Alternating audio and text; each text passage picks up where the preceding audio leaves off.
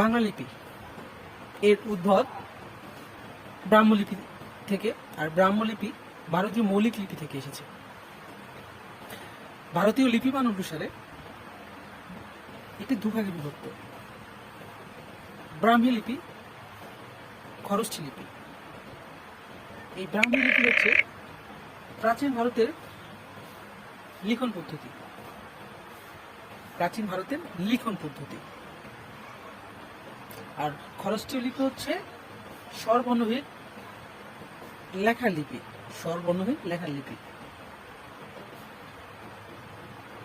স্বরবর্ণহীন। এটি সাধারণত বেশিরভাগ ব্যবহার করা হয় যেসব ভাষায় স্বরবর্ণের ব্যবহার হয় না, সেসব ভাষায় এটি বেশি ব্যবহার করা হয়, যেমন উর্দু, ফারাসি, আরবি এ ধরনের ভাষাতে। আর ব্রাহ্মলিপি আবার তিন ভাগে বিভক্ত: পশ্চিমা লিপি, মধ্য ভারতীয় লিপি